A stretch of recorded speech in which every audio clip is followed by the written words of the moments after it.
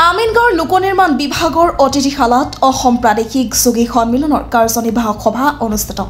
সভাত যোগী সন্মিলনীৰ উন্নয়ন আৰু সামাজিক নিৰাপত্তা বিষয়ে গুৰুত্বপূৰ্ণ সিদ্ধান্ত গ্ৰহণ কৰে। সভাত উপস্থিত আছিল মুখ্যমন্ত্ৰীৰ বিশেষ কৰ্তব্যৰত বিষয়া হেমন্ত চৌধুৰী। সন্মিলনীৰ তৰফৰ পৰা মুখ্যমন্ত্ৰীৰ কাৰ্যালয়ৰ বিষয়াগৰাকীক এখন যোগী সম্প্ৰদায়ৰ জাতীয় গামোচা, এখন অসমীয়া চেলেং চাদৰ, এখন শৰাই, এটা সুগন্ধি ফুলৰ থোপা আৰু এটা কিতাপৰ টোপোলাৰে সম্বৰ্ধনা জনায়।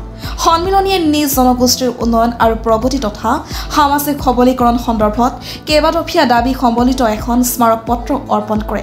সন্মিলনীৰ অন্যতম দাবী হৈছে ষষ্ঠ অনুসূচিত এলেকাত জনগোষ্ঠীটোৰ মাটি ভেটিৰ অধিকাৰ সুনিশ্চিত কৰা, ৰাজনৈতিক অধিকাৰ নিশ্চিত কৰা। সমান্তৰালকৈ ৰাজ্যখনৰ খিলঞ্জীয়া লোকৰ অধিকাৰ সুৰক্ষিত কৰিবলৈ জাতীয় দল সংগঠনৰ জনজাতি ৰাজ্যৰ দাবীক সমৰ্থন জনোৱাৰ বিষয়ে আলোচনা কৰে অসম প্ৰাদেশিক যোগী সন্মিলনীয়ে। সভাৰ শেষত সভাপতি ধীৰেন নাথে সন্মিলনীৰ হৈ মুখ্যমন্ত্ৰী হিমন্ত বিশ্ব শৰ্মাৰ প্ৰতি গভীৰ আস্থা আৰু বিশ্বাস সদৰি কৰে। উল্লেখ্য আছে, উত্তৰ কামৰূপ জিলা যোগী সন্মিলনীৰ উদ্যোগত আয়োজন কৰা সভাত কেন্দ্ৰীয় সমিতিৰ বিষয়ববীয়া, জিলা সমিতিসমূহৰ বিষয়ববীয়াৰ লগতে জনকল্যাণ বাৰ্তা কাকতৰ সম্পাদক কুমুদ নাথ উপস্থিত থাকে। জনগোষ্ঠীক যদি জনজাতিকৰণ দিয়া হয় তেতিয়াহ'লে অসমৰ 60% অধিক জনগোষ্ঠীয়ে জনজাতি পাব। তেতিয়া দৰাচলতে অসমখন এখন জনজাতিৰ ৰাজ্য দাবী কৰা তাত এটা স্কোপ এটা থাকিব। এনেও অসমৰ বৰ্তমানৰ যি পৰিস্থিতি, সেই পৰিস্থিতিৰ প্ৰতি লক্ষ্য ৰাখি 1947 চনৰ আগতেই ভীমবৰ দেউৰী, জননেতা ভীমবৰ দেউৰীয়ে এটা কথা কৈছিলে যে অসমখনক বিদেশী আগ্ৰাসনৰ পৰা যদি মুক্ত কৰিবলৈ হয়, ধৰ্মীয় আগ্ৰাসনৰ পৰা যদি মুক্ত কৰিবলৈ হয়, তেতিয়াহ'লে অসমখনক এখন জনজাতীয় ৰাজ্য হিচাপে ঘোষণা কৰিব লাগে আৰু অসমলৈ ইনাৰ লাইন পাৰ্মিটৰ ব্যৱস্থা কৰিব লাগে। আজি যদি অসমৰ অন্যান্য জনগোষ্ঠী অসমখনক এটা জনজাতীয় ৰাজ্য হিচাপে যদি দাবী জনায়, তেতিয়াহ'লে আমাৰ তাত দ্বিমতৰ কোনো কথা নাই। অভিযোগ আছে পূৰ্বৰ চৰকাৰে ইয়াৰ বিৰোধিতা কৰিছিল। সেইখিনি বিষয়লৈ আমি নাযাওঁ। কোনে কি কৰিছিলে আমি সেইখিনি বিষয়লৈ নাযাওঁ। যদি সামগ্ৰিকভাৱে এইটোৰ বিষয়ে যদি উপস্থাপন হয়, কাৰণ অসমৰ নাথযোগীসকল অসমৰ খিলঞ্জীয়া জাতি জনগোষ্ঠীবিলাকৰ ভিতৰতে অন্যতম এটা অংগ, আমি তেখেতসকলকে বাহিৰত নহয়।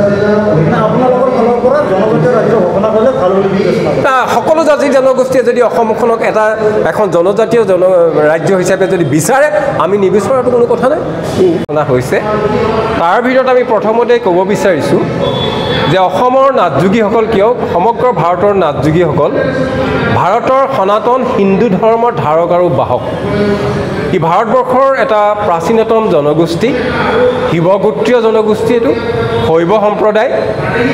অসম প্ৰাদেশিক যোগী সন্মিলনীয়ে সম্প্ৰতি অসমৰ মাননীয় মুখ্যমন্ত্ৰী মহোদয়ে অসমৰ খিলঞ্জীয়া জনগোষ্ঠীৰ ৰক্ষণাবেক্ষণৰ কাৰণে, অসমৰ মাটি ভেটি ৰক্ষাৰ কাৰণে তেখেতে যেনেধৰণৰ পদক্ষেপ ল'বলৈ গৈছে, সেই পদক্ষেপত যোগী জাতি হিচাপে আমি অসমৰ 42 লক্ষ নাথযোগী আমি তেখেতৰ লগত আছোঁ আৰু তেখেতক আমি এই ক্ষেত্ৰত সকলো ক্ষেত্ৰত আমি সহায় কৰিবলৈ আমি সাজু আছোঁ।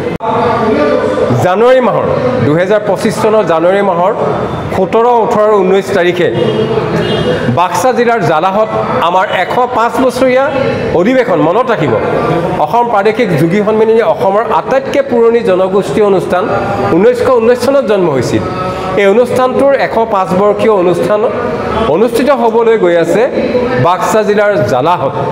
সেই অধিৱেশন আমি কেনেধৰণে অনুষ্ঠিত কৰিম, আমাৰ সুবিধা অসুবিধা কি, সেইখিনি কথাও আমাৰ ইয়াত আজি আলোচনা হৈছে। আৰু এটা ডাঙৰ কথা আছে যে অসমৰ নাথযোগীসকল প্ৰটেক্টেড ক্লাছত অন্তৰ্ভুক্ত। প্ৰটেক্টেড ক্লাছৰ অৰ্থ হৈছে যে অসমৰ নাথযোগীসকলে অসমৰ গ্ৰেজিং এৰিয়া আৰু ট্ৰাইবেল বেল্ট আৰু ব্লকত বসবাস কৰিব পাৰে। তেওঁলোকৰ মাটি সম্পত্তি নিজৰ ভিতৰতে হস্তান্তৰ কৰিব পাৰে, বিক্ৰী কৰিব পাৰে।